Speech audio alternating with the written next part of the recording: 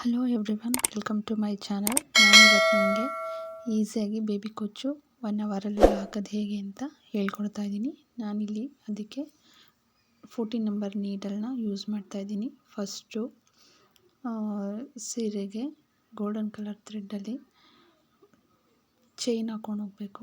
5 chain ಒಂದು single ಲಾಕು, ಈ ಥರ ಸ್ಯಾರಿ ಫುಲ್ಲು ಮಾಡ್ಕೊತಾ ಹೋಗಬೇಕು. ಫುಲ್ ಸ್ಯಾರಿ ಆದಮೇಲೆ ಕುಚ್ಚು ಕಟ್ಟಬೇಕು.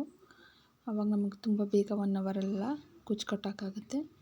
ಸೂಜಿಗೆ ದಾರಾನ ಪೋಣಿಸ್ಕೊಂಡು 50 ಎಳೆ ದಾರಾನ ಪೋಣಿಸ್ಕೊಂಡಿದ್ದೀನಿ ನಾನಿಲ್ಲಿ. 50 ಎಳೆ ದಾರಾನ ಒಂದು ದೊಡ್ಡ ಸೂಜಿ ಸಿಗುತ್ತೆ ನಿಮಗೆ ಬ್ಯಾಂಗಲ್ ಶಾಪಲ್ಲೆಲ್ಲ. ಕುಚ್ಚು ಹಾಕೋದು ಸೂಜಿ ಅಂತ ಅಂದರೆ ಕೊಡ್ತಾರೆ. ಅದು ಹಿಂದೆ ಹೋಲು ತುಂಬ ದೊಡ್ಡದಾಗಿರುತ್ತೆ. ಆವಾಗ ನಾವು ಎಷ್ಟು 50 ಎಳೆ ಬೇಕಾದರೂ ಮಾಡ್ಕೊಂಡು ಅದರೊಳಗಡೆ ಹಾಕ್ಕೋಬೋದು. ಆ ಥರ 2 ಸೂಜಿಗೂ 2 ಕಲರ್ ತೊಗೊಂಡು ನಾನು ಒಂದೊಂದು ಕಲರ್ನ 4 ಕುಚ್ಚು ಹಾಕ್ತೀನಿ. ಈ ಥರ ಹಾಕಿರೋದ್ರಿಂದ ಚೆನ್ನಾಗಿ ಕಾಣಿಸುತ್ತೆ ನೋಡೋಕ್ಕೆ. ಸಿಂಗಲ್ ಹಾಕೋದಕ್ಕಿಂತ ಈ ಥರ 4 ಹಾಕ್ಕೊಂಡ್ರೆ ನೋಡೋಕ್ಕೆ ತುಂಬ ಚೆನ್ನಾಗಿರುತ್ತೆ. ಕುಚ್ಚು ಹಾಕಬೇಕಾದ್ರೆ ಗೋಲ್ಡನ್ ಕಲರ್ ಥ್ರೆಡ್ ಸಿಗುತ್ತೆ ನಿಮಗೆ. ಕುಚ್ಚು ಕಟ್ಟೋದು ಥ್ರೆಡ್ ಕೊಡಿ, ನಾಟ್ ಹಾಕೋದಂದರೆ ಕೊಡ್ತಾರೆ ಬ್ಯಾಂಗಲ್ ಶಾಪಲ್ಲೆಲ್ಲ. ನಿಮಗೆ ಲೈನಿಂಗ್ ಅಂಗಡಿಲೆಲ್ಲ ಸಿಗುತ್ತೆ.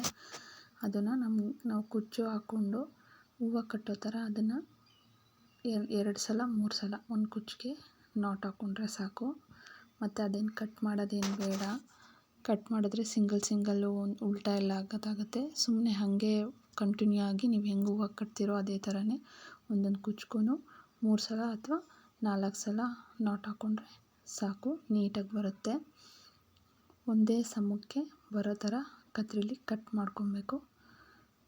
ಟೈಟಾಗಿ ದಾರಾನ ಹಿಡ್ಕೊಂಡಿದ್ರೆ ದಾರ ಹಿಂದೆ ಮುಂದೆ ಏನೂ ಆಗೋದಿಲ್ಲ, ನೀಟಾಗಿ ಹಾಗೆ ಇರುತ್ತೆ. ಈ ಥರ ನೀಟಾಗಿ ಹಿಡ್ಕೊಂಡು ಒಂದೊಂದೇ ಕುಚ್ಚಿಗೆ ಸ್ವಲ್ಪ ಗ್ಯಾಪ್ ಮಾಡಿಕೊಂಡು ಒಂದು ರೌಂಡ್ ಮೊದಲು ತಗೊಂಡು ಆಮೇಲೆ 2ನೇ ರೌಂಡ್ಗೆ ಹೂವು ಕಟ್ತೀವಲ್ಲ ಆ ಥರ ನಾಟ್ ಹಾಕ್ಕೊಂಡ್ರೆ ಸಾಕು. ಒಂದು 3 ನಾಟ್ ಹಾಕ್ಕೊಂಡ್ರೆ ಸಾಕು ಫ್ರೆಂಡ್ಸ್, ನೀಟಾಗಿ ಟೈಟಾಗಿರುತ್ತೆ.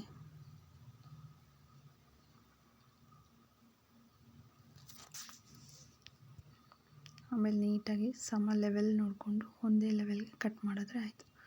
ನೋಡಿ ಫ್ರೆಂಡ್ಸ್, ಈಗ ಈ ಸೀರೆ ಫುಲ್ಲು ಮುಗಿದಿದೆ, ಹೇಗೆ ಕಾಣಿಸ್ತಾ ಇದೆ ಅಂತ.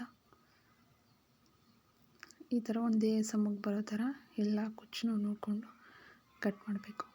Thanks for watching friends.